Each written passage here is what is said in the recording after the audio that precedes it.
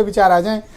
आजकल बात तो शूद्र चल रही थी, ओबीसी चल रही थी, ब्राह्मण होते होते अब धर्मी अधर्मी पे आ गई है। अब आप लोग के लिए स्कोप खत्म हो रहा है अग्रवाल जी।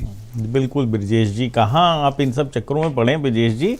चौधरी चरण सिंह जी अंतर्राष्ट्रीय एयरपोर्ट पर लक्ष्मण जी की मूर्ति लग रही है। अब आपको कोई, आप पता नहीं कहाँ किस किस डिबेट में पड़े हुए हैं। मैं कुछ लाइनें पढ़ता हूँ, मुझे लगता है आपका भी दर्द कम होगा। पर्ची डलवा लिया करूं कि आज मुझे किस पर डिबेट करनी है। नहीं, मैं ब्रजेश जी कुछ लाइनें पढ़ता हूँ, आपका भी दर्द कम होगा, आपकी दर्शकों का भी दर्द कम होगा, क्योंकि अब यही बचा है। क्यों व्यर्थ की चिंता करते हो, किससे व्यर्थ डरते हो, कौन तुम्हें मार सकता है। आत्मा ना पैदा होती है ना मरती है, जो हुआ वह अच्छा हुआ, जो हो रहा है वह अच्छा हो रहा है, जो होगा वह भी अच्छा ही होगा।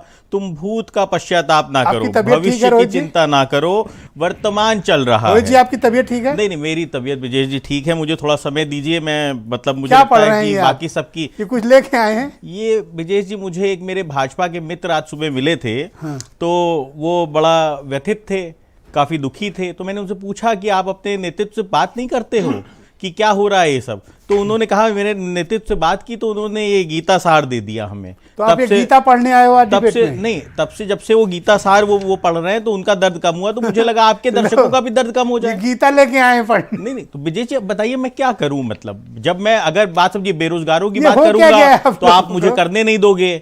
नहीं, आप ब्रजेश जी मुझे बताइए, कॉमेडी सेंट्रल चल रहा है क्या? मैं नहीं, कॉमेडी सेंटर नहीं है ब्रजेश जी, ये तो धर्म पे राजनीति कर रहे हैं ये लोग। चल रहा है और आप मुझे बताइए, मैं बेरोजगारों पे बात करूंगा आप करने नहीं दोगे, मैं किसानों पे बात करूंगा आप करने नहीं दोगे, मैं छोटे व्यापारी पे बात करूंगा आप करने नहीं दोगे। अच्छा बोलो भैया, जो कहना गीता रामायण जो पढ़ना अपनी बारी में पढ़ लो। नहीं, तो मैं क्या करूं आप बताइए। बोलो ना, कौन रोक रहा है? आज जनता व्यथित है, कल बसों का किराया बढ़ा दिया गया, बसों की हालत खस्ता हाल है और किराया बढ़ा दिया गया बसों का।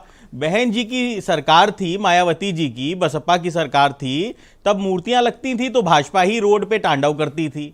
और आज चौधरी चरण सिंह एयरपोर्ट पर लक्ष्मण जी की मूर्ति लगा के, नाम बदल के विकास की राजनीति करना चाहते हैं। तो मैं क्या करूं विजय जी, आप मुझे बताइए। अच्छा पहले सुनिए, पर लक्ष्मण जी की मूर्ति नहीं, आप समझिए विजय जी, आप समझिए। पहले पिछड़ा, गरीब, दलित, शूद्र, अल्पसंख्यक इनका अपमान होता था, अब ब्राह्मणों का अपमान होता है। ठीक है, अभी कुछ दिन बाद ठाकुरों का भी अपमान होगा। नहीं, वैश्य समाज तो मार दिया ना, वैश्य समाज बचा कहां है? वैश्य समाज को तो जीएसटी की रेड ने मार दिया। व्यापारियों, ये तो व्यापारियों की पार्टी हुआ करती थी और जीएसटी की रेड कौन करवा रहा था?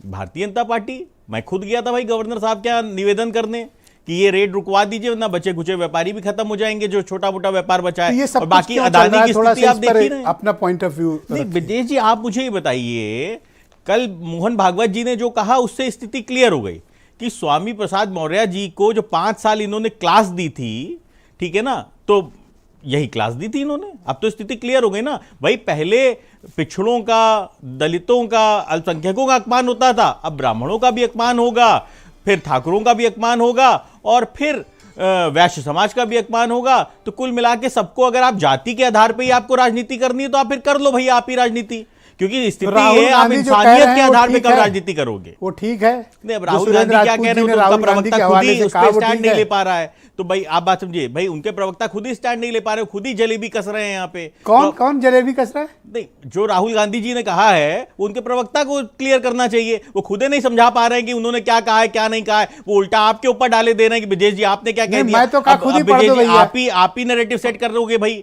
कि राहुल गांधी जी क्या कह रहे हैं क्या नहीं कह रहे। तो वो तो राहुल गांधी जी ने जो कहा है भैया वो जाने और वो उनके प्रवक्ता जाने। ये राहुल गांधी और सुरेंद्र राजपूत के बीच का आप इतना क्यों अपनाए हुए हो? मुझे तो भैया किसानों के लिए दर्द है। मुझे मेरे गन्ना किसान का रेट बता दो, पेराई सत्र खत्म होने वाला है। ये अंतिम में याद आए हैं किसान। इसके पहले अग्रवाल, पंडित, अल्पसंख्यक सब याद आ रहे थे, अभी अचानक से किसान याद। अब जैसे ही मैंने किसान की बात की आपने तुरंत फिर मुझे कह दिया कि साहब नहीं। इसीलिए तो फिर ब्रजेश जी ये बढ़िया था जो मैं पढ़ना मैंने शुरू किया था गीता सार, ये अच्छा है।